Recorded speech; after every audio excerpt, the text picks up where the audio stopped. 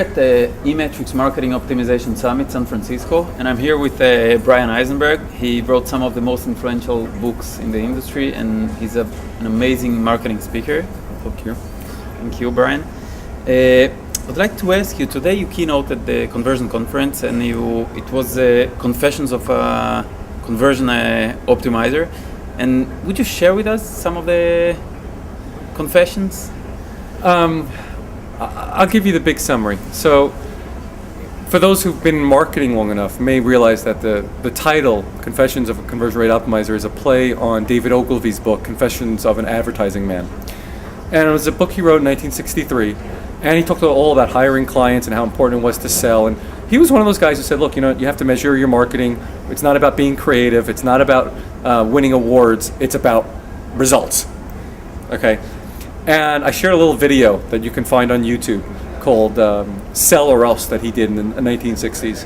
And he talks about the importance of direct response and all these measuring pieces. We're on a collision course where marketing and this direct response is coming together and people out. And when you think about this, he said this in 1963. Do you think we've collided yet?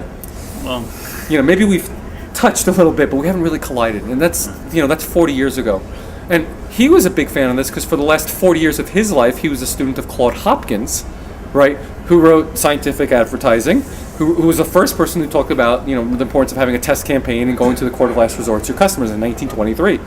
He made all his employees read this stuff. He said it's about writing good copy and long offers and segmentation. This is what direct marketing and interactive marketing is all about. And he said, we need to have these groups kind of unite and stop being this big creative stuff. And I figured, look, if these great men couldn't figure out how to solve the problem over all these years, we've got a long road ahead of us. Yes, now we have more tools to measure it. We can see faster response. So I think we're getting closer, but that we have to stop talking in the industry about things that the CEOs don't care about. The point of testing ultimately is about understanding your customers and reacting to change fast. It's the same thing with web analytics, right? Most companies think about web analytics as about collecting data and gathering reports and distributing reports. The only reason to have data is to make change, is to react to change. And the most successful companies, and they've tracked this over years and years, Harvard Business Review just published this as well, is companies like GE and Kodak. The reason they've survived all of these years is because they've been great at taking the data that they see and reacting to change. And that's what conversion optimization really is about. Understand your customer and make changes. Yeah, and I think a great example is Amazon. Mm-hmm. And I think you have the biggest collection of screenshots from Amazon from the 90s. Maybe, yeah. And what can we learn from them? So Amazon's one of those fascinating creatures, really. They've been doing this a very long time. They were the first ones to use reviews, and now everyone goes to their site to look at the reviews before they buy things. So they were the original social media site, actually, if you think about it in that respect. But I think what we have to really learn about Amazon is, they're constantly tweaking things, and they come back and look at things. Every few years they come back and readdress the call to action button. They change something on their, in their checkout. They change the way they merchandise products. Customers bought this, also preferred this. Did you find this review helpful? All these little things that they've learned about how to improve the experience for the customer is so valuable. And obviously, they have teams around it. But the number one thing that you can learn from Amazon is, I learned it the day Michael Jackson died, right? Within 2 hours of him passing away, Amazon reconfigured their whole MP3 store. Now think about that. Most organizations couldn't call a meeting together in 2 hours. They can reconfigure their store. And it's their ability to react in real time, okay, that makes them such a powerhouse today, where they're collecting 25% of every e-commerce dollar in the United States. So if you're not going to get to the point where you focus on your customers and create greater experiences and stop the advertising, which Jeff Bezos talked about in 2003, to focus in on these kind of improvements, don't worry, Amazon will keep taking more and more sales. It's fine. Yeah, so what is one advice that you would give to a CEO that is looking to build a data-driven culture in the company? So the first thing I always like to tell CEOs, number one, is don't worry about these big dashboards.